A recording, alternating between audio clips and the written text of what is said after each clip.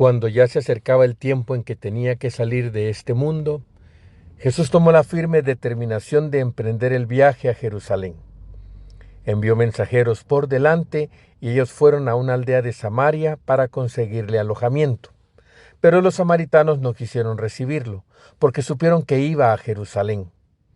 Ante esta negativa, sus discípulos Santiago y Juan le dijeron: «Señor, ¿quieres que hagamos bajar fuego del cielo para que acabe con ellos?». Pero Jesús se volvió hacia ellos y los reprendió. Después se fueron a otra aldea. Palabra del Señor. Gloria a ti, Señor Jesús. Celebramos hoy, 30 de septiembre, la memoria de San Jerónimo, doctor de la Iglesia y patrono de los estudios bíblicos. Nos dice Benedicto XVI: hoy centraremos nuestra atención en San Jerónimo, un padre de la Iglesia que puso la Biblia en el centro de su vida, la tradujo al latín, la comentó en sus obras y sobre todo se esforzó por vivirla concretamente en su larga existencia terrena, a pesar del conocido carácter difícil y fogoso que le dio la naturaleza. San Jerónimo nació en el año 347, en una familia cristiana que le dio una esmerada formación, enviándolo incluso a Roma para que perfeccionara sus estudios. Siendo joven, sintió el atractivo de la vida mundana, pero prevaleció en él el deseo y el interés por la religión cristiana.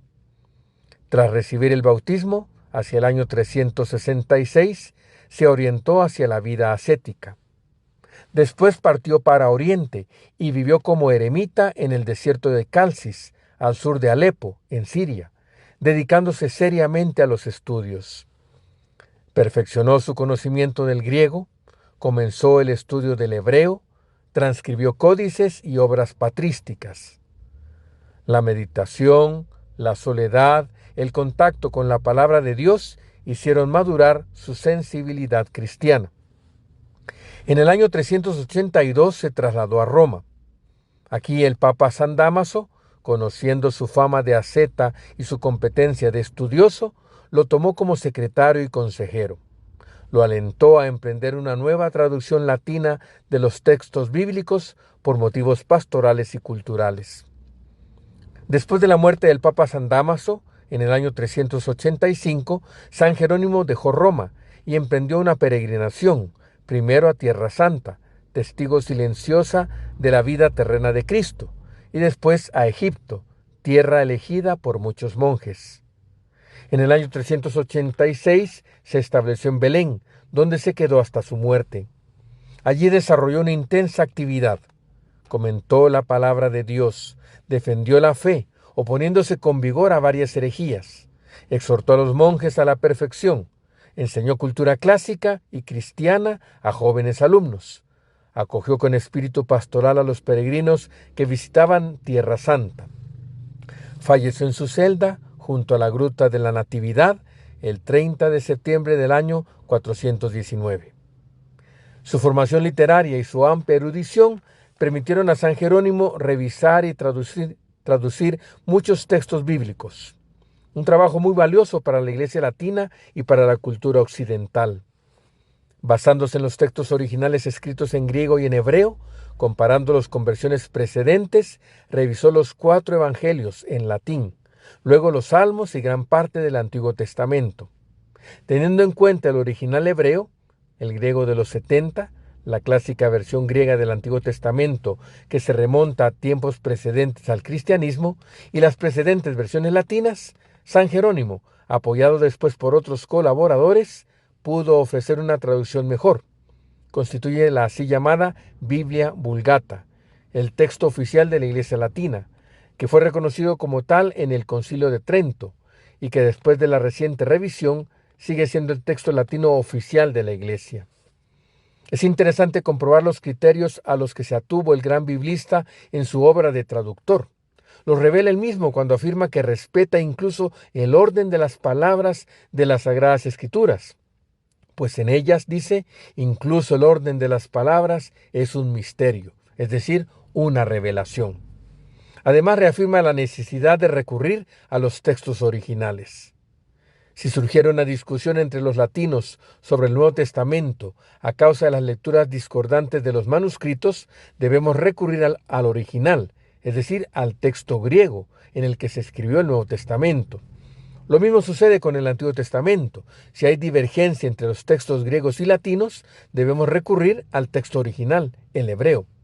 De este modo, todo lo que surge del manantial lo podemos encontrar en los riachuelos.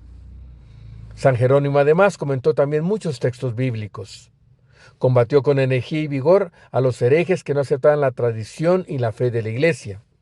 Demostró también la importancia y la validez de la literatura cristiana, convertida en una auténtica cultura, ya entonces digna de confrontarse con la clásica.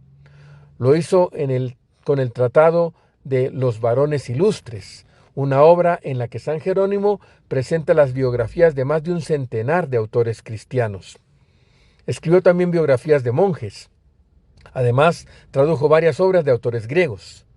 Por último, en su importante epistolario, sus cartas, obra maestra de la literatura latina, San Jerónimo destaca por sus características de hombre culto, asceta y guía de las almas. ¿Qué podemos aprender nosotros de San Jerónimo?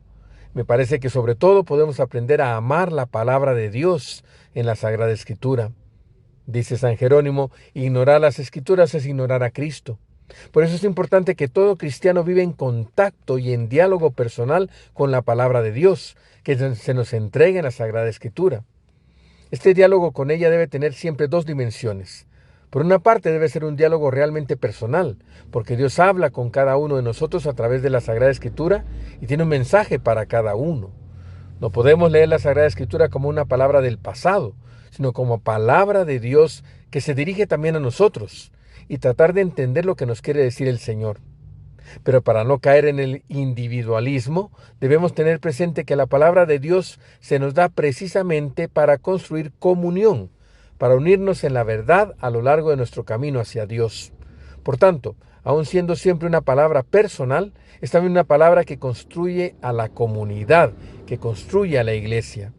Así pues, debemos leerla en comunión con la iglesia viva. El lugar privilegiado de la lectura y de la escucha de la palabra de Dios es la liturgia, en la que celebrando la palabra y haciendo presente en el sacramento el cuerpo de Cristo, actualizamos la palabra en nuestra vida y la hacemos presente entre nosotros. No debemos olvidar nunca que la palabra de Dios trasciende los tiempos. Las opiniones humanas vienen y van. Lo que hoy es modernísimo, mañana será viejísimo. La palabra de Dios, por el contrario, es palabra de vida eterna. Lleva en sí la eternidad, lo que vale para siempre. Por tanto, al llevar en nosotros la palabra de Dios, llevamos la vida eterna. Concluyo con unas palabras que San Jerónimo dirigió a San Paulino de Nola. En ellas, el gran exegeta expresa precisamente esta realidad, es decir, que en la palabra de Dios recibimos la eternidad, la vida eterna. Dice San Jerónimo, tratemos de aprender en la tierra las verdades cuya consistencia permanecerá también en el cielo. Que nuestra Madre bendita nos ayude.